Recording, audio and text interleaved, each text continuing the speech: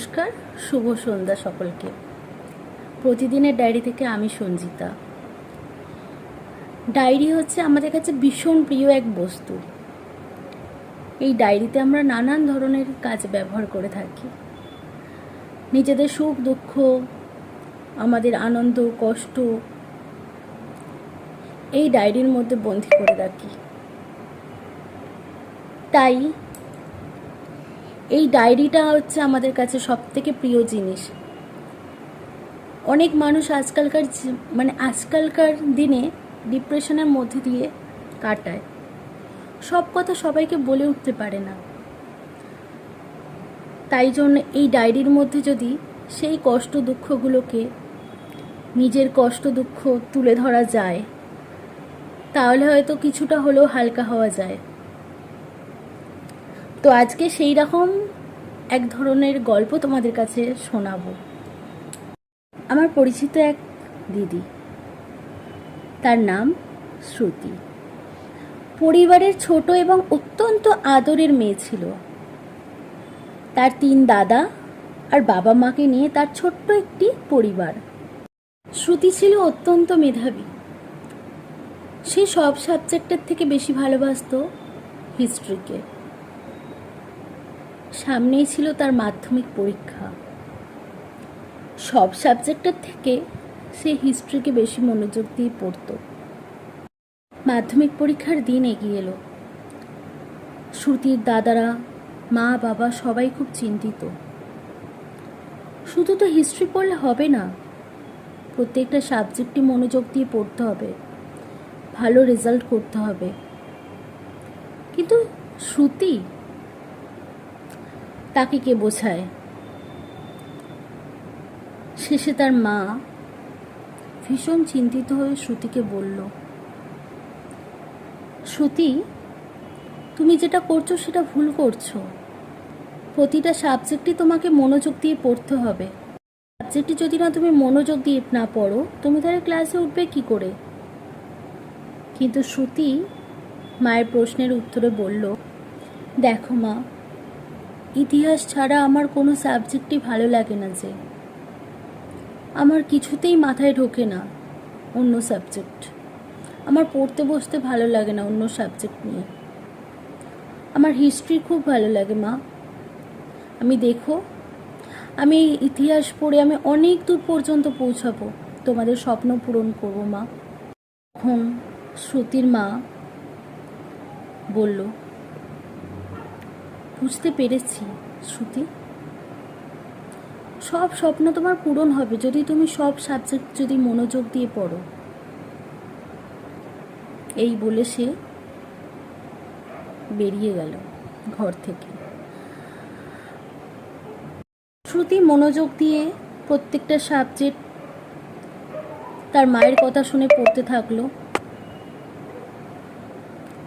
তারপরে মাধ্যমিক পরীক্ষা, আজ বাদে কাল। সেদিন ছিল 23শে ফেব্রুয়ারি 2005। শ্রুতির বাবা মা খুব খুশি শ্রুতির পড়াশোনা দেখে। দিন দিন যেন পড়াশোনার প্রতি তার ভালোবাসা, তার আগ্রহ বাড়ছে। সে প্রত্যেকটা সাবজেক্টকে সেইভাবেই ভালোবাসছে যেভাবে হিস্ট্রিকে ভালোবাসত।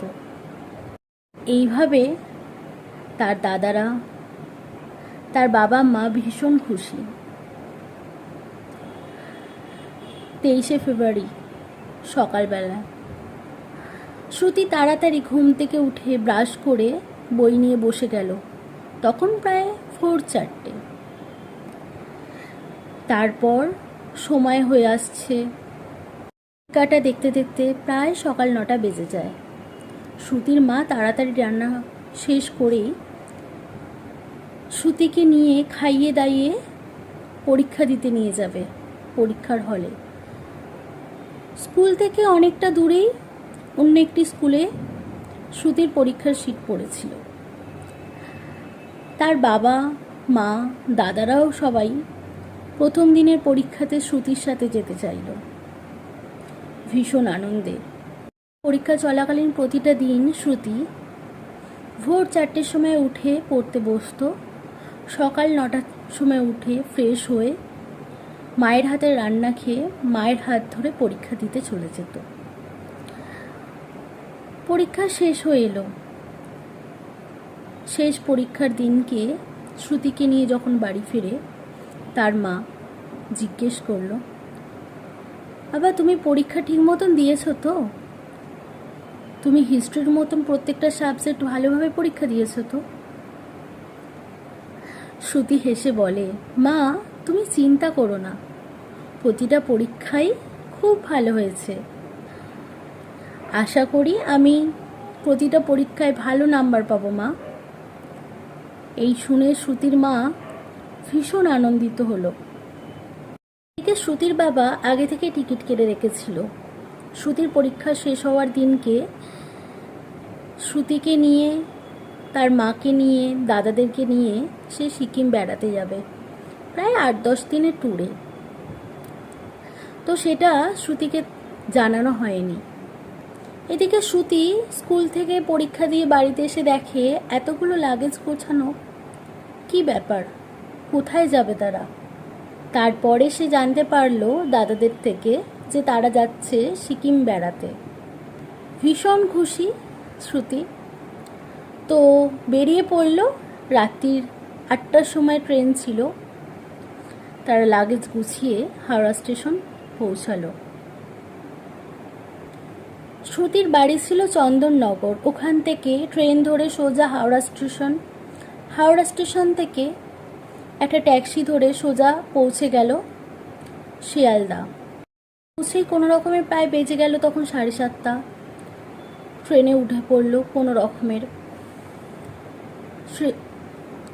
পর 5ই এপ্রিল থেকে প্রায় 17ই এপ্রিল পর্যন্ত সে বাড়িতেই থাকলো, বন্ধুদের সাথে আনন্দ করলো, পাশের বাড়ির বন্ধুরা, তারপর তার দাদাদের সাথে খুব হই হুল্লোড় করে বেশ ভালোই কাটলো। তারপর সে 4-5 দিনের জন্য বেরিয়ে গেল তার মামার বাড়ি জয়রামবাটি। সেখানে গিয়েও তার বেশ ভালোই কাটলো। ফিরে এসে সে পড়াশোনা চালু করে দিল একাদশ শ্রেণীর। পরীক্ষার ফল প্রকাশের দিন এগিয়ে এলো। 10ই মে 2005 মাধ্যমিক পরীক্ষার ফল প্রকাশের দিন। ভীষণ আনন্দ শ্রুতির, কারণ সে জানে সে কেমন পরীক্ষা দিয়েছে। সে আশা করছে প্রত্যেকটা সাবজেক্টের না লেটার পেলেও সে হিস্ট্রিতে কিন্তু পাবেই লেটার। তার মা, বাবা, দাদারা ভীষণ আনন্দ, কারণ তারাও জানতো শ্রুতির রেজাল্ট খুব ভালো হবে। 10ই মে 2005 শ্রুতির সেদিনকে মাধ্যমিক পরীক্ষার ফল প্রকাশের দিন। সে ঘুম থেকে উঠে ফ্রেশ হয়ে সোজা গিয়ে ঠাকুর ঘরে ঠাকুরকে নমস্কার করে। তারপর কোনো রকমের খাওয়া দাওয়া সেরেই সে বন্ধুদের সাথে চলে যায় স্কুলে তার নামের তালিকা দেখতে। সেখানে গিয়ে তার নাম খুঁজতে থাকে, কিন্তু কোনো জায়গায় তার নাম নেই। তখন সে তার বন্ধুদেরকে বলে, দেখ তো আমার নামটা খুঁজে পাচ্ছিস কিনা। হঠাৎ করে তার স্কুলের ম্যাম শ্রুতিকে ডাকে, শ্রুতি একটু এদিকে আসবে। শ্রুতি সঙ্গে সঙ্গে ছুটে গিয়ে ম্যামের কাছে গিয়ে বলল, ম্যাম আমার এখানে তালিকাতে নাম নেই কেন, আমি খুঁজে পাচ্ছি না ম্যাম। শ্রুতির ম্যাম তখন জানে শ্রুতি কেমন মেয়ে। শ্রুতির ম্যাম তখন বলল, দেখো শ্রুতি, এই মাধ্যমিক পরীক্ষায় আমরা এক্সপেক্ট করেছিলাম তোমার রেজাল্ট প্রচণ্ড ভালো হবে, কিন্তু কি করে এরকম হলো। শ্রুতির চোখের কোণে জল। কি বলছেন আপনি? আমি তো আপনার কথা কিছুই বুঝতে পারছি না। শ্রুতির ম্যাম জানায়, শ্রুতি সব সাবজেক্টে পাশ করেছে, কিন্তু সেই হিস্ট্রিতে ফেল করেছে।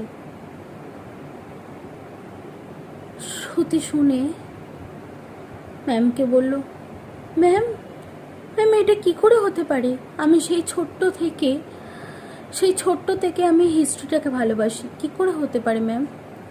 আমি ফেল করতে পারি না ম্যাম, কোথায় একটা ভুল হচ্ছে ম্যাম, আমি ফেল করতে পারি না হিস্ট্রিতে। ম্যাম বোঝাতে লাগলো, কিন্তু শ্রুতি তো বুঝতে চাইল না। সেই স্কুলের ফাঁকা মাঠে যেখানে শ্রুতি টিফিন টাইমে খেলতো, সেই মাঠেতে শ্রুতি হাঁটু মুড়ে চোখে জল ফেলছে, চিৎকার করে কাঁদছে। তারপর শ্রুতি কোনো রকমের রেজাল্টটা হাতে নিয়ে বাড়ি ফেরে, কান্না ভরা চোখে। তার জীবনটা যেন ভেঙে চুরে ছাড়খাড় হয়ে গেল। সে কখনো ভাবতেই পারেনি যে সাবজেক্টে সে এত ভালো রেজাল্ট করতো, সেই সাবজেক্টে কি করে সে ফেল করলো। শ্রুতি ফিরে আসতেই শ্রুতির বাবা মা দাদারা জিজ্ঞেস করলো, শ্রুতি আমি জানি তুই খুব ভালো রেজাল্ট করেছিস, তুই ইচ্ছা করে করছিস না এরকম। তুই ছোটবেলায় বলতিস, বাবা আমি যদি ফেল করি কোনো দিনও, সেদিনকে আমি হাসবো, আর যদি আমি পাশ করি প্রত্যেক বছর আমি সেই দিনকে তোমাদেরকে এমনভাবে দেখাবো যেন আমি ফেল করেছি। কিন্তু আজ শ্রুতি সত্যিই ফেল করেছে। তার বাবা মা দাদারা কেউ বিশ্বাস করতে চাইল না সে ফেল করেছে। শ্রুতি সোজা গিয়ে দরজা বন্ধ করে দিল। ঘরের দরজা বন্ধ করে সেই বালিশটা চেপে বুকের মধ্যে আগলে রেখে সে কাঁদতে লাগলো। কি করে হয় এরকম? সে যে সাবজেক্টে এত ভালো রেজাল্ট করতো, সে কি করে ফেল করতে পারলো? তার মা, তার দাদা, তার বাবা কেউ পারল না তাকে সান্ত্বনা দিয়ে চুপ করে রাখতে। রাত তখন 9টা। দরজার শব্দ কান ঝালাপালা করে দিচ্ছে শ্রুতিকে। তার মা বাবা দাদারা সবাই ডাকতে লাগলো শ্রুতিকে, শ্রুতি দরজা খোল মা, দরজা খোল। কিন্তু শ্রুতি তো সাড়া দিচ্ছেই না। অজস্র কাঁদতে থাকে শ্রুতি, বুকের মধ্যে সেই বালিশটাকে জড়িয়ে ধরে। শ্রুতির মা শ্রুতিকে বলে, শ্রুতি মা তুই দরজা খোল, আমরা না খেয়ে আছি, তোর জন্য কেউ খায়নি। জীবন থেমে থাকে না মা, আবার নতুন করে জীবন শুরু করবি তুই। কিন্তু শ্রুতি তো কারোর কথা শোনে না। শ্রুতি প্রায় ভেঙে পড়েছে।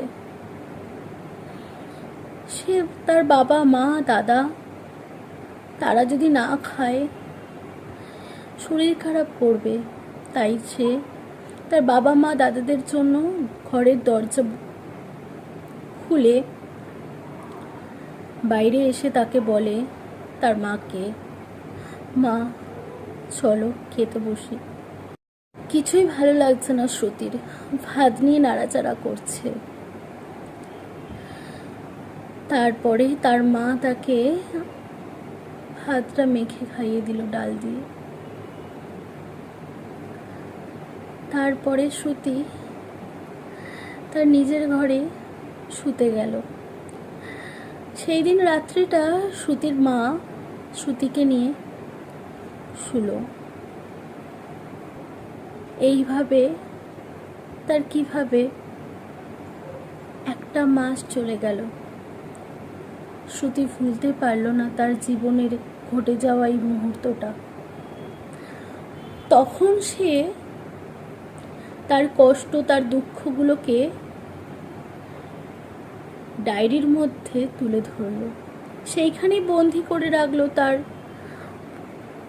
ঘটে যাওয়া সেই কষ্টগুলোকে।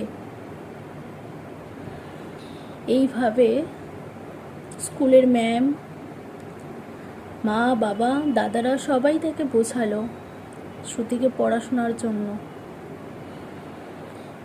সে আবার পড়াশোনা করলো শুধু সেই সাবজেক্টটা নিয়ে, যে সাবজেক্টটা তার ভীষণ প্রিয় ছিল, কারণ সেই সাবজেক্টেই সে শুধু ফেল করেছিল। বাকি প্রতিটা সাবজেক্টে সে ভীষণ ভালো নাম্বার পেয়েছিল।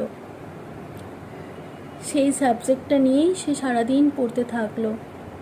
তারপর সে এইভাবে মনোযোগ দিয়ে প্রতিটা দিন রাত প্রচুর খেটেছে মেয়েটি পড়াশোনায়।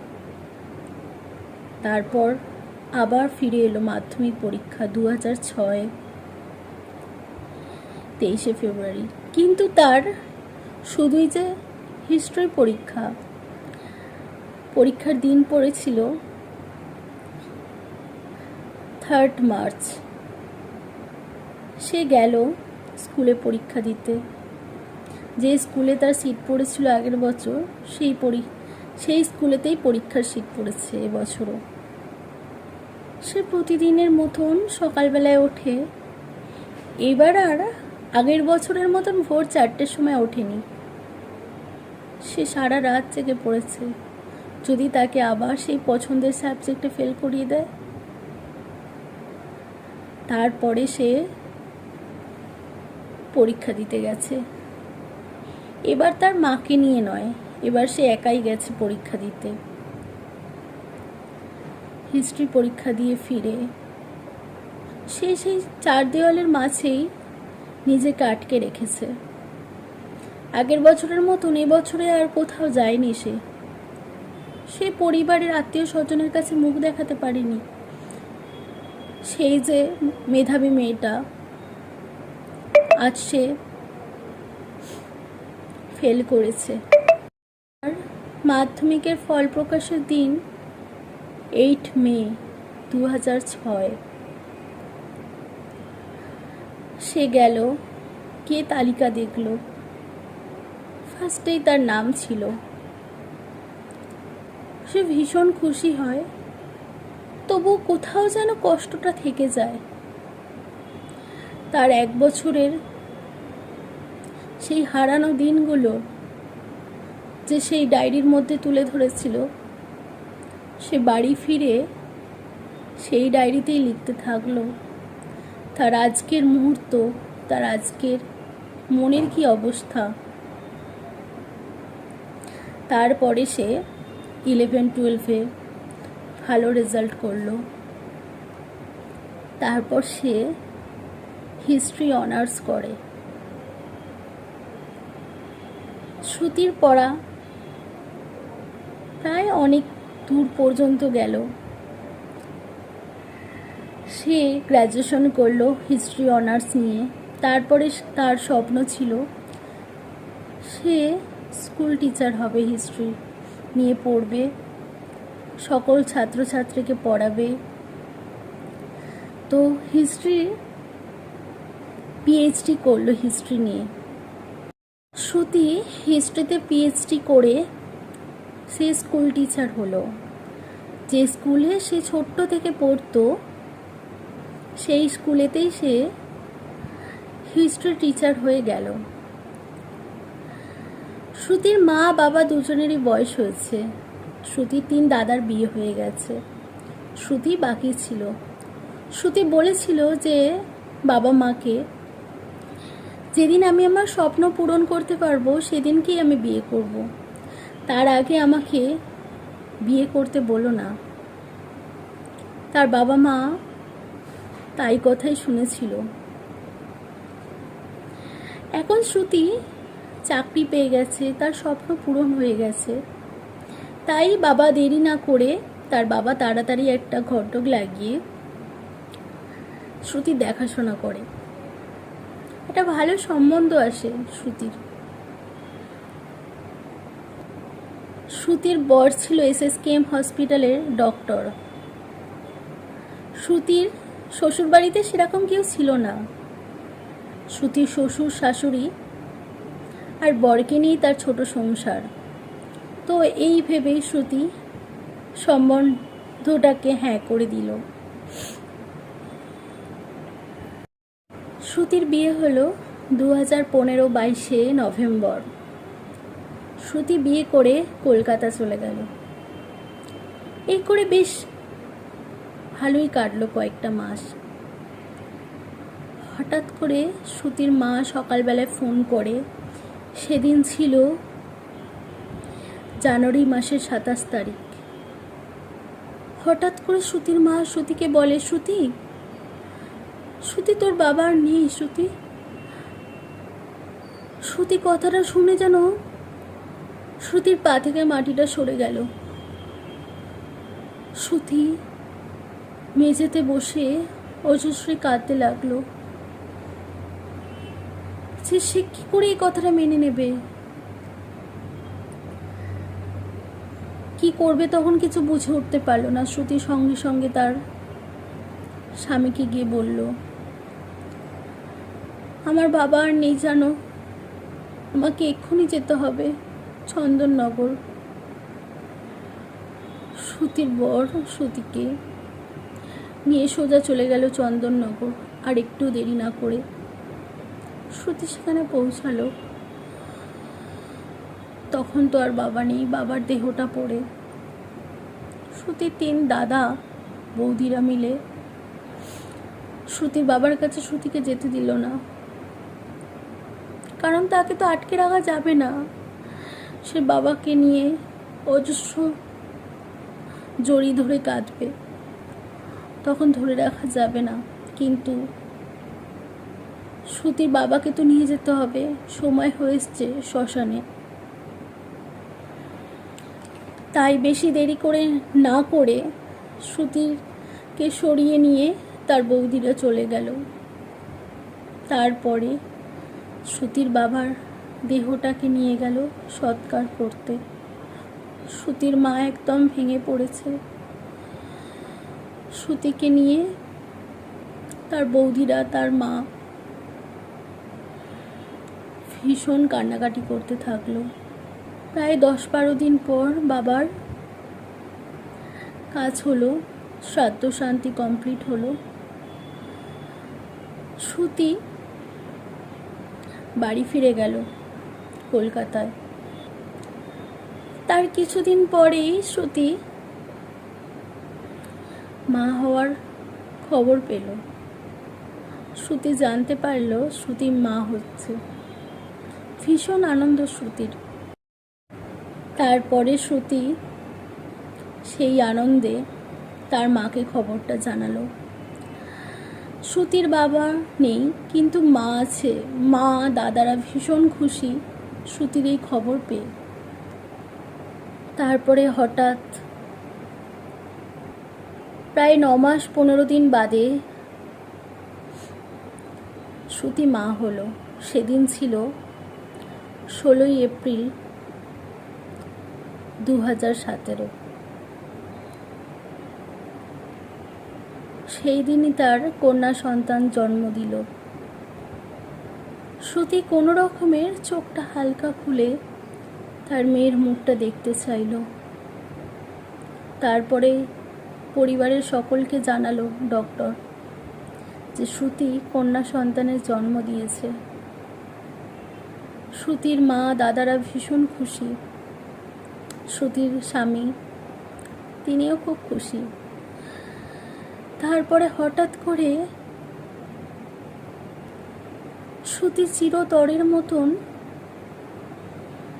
আর সাড়া দিল না, আর তার শোনা হলো না মা ডাকটা। ঘুমিয়ে পড়ল সেই বেডে চিরতরে। শ্রুতির মা দাদারা অজস্র কাঁদতে লাগলো। সে কি করবে, কোথায় যাবে, কিভাবে মানুষ করবে মেয়েটাকে, এইভাবে ফেলে রেখে কেন গেল সে। তার স্বামী ভীষণ কাঁদতে লাগলো।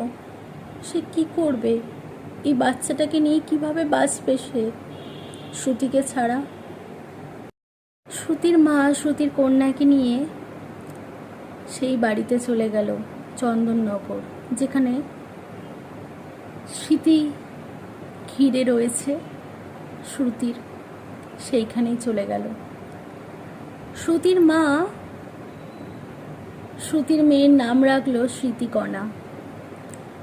এইভাবেই স্মৃতিকণার বেড়ে ওঠা। আজ স্মৃতিকণার 4 বছর বয়স।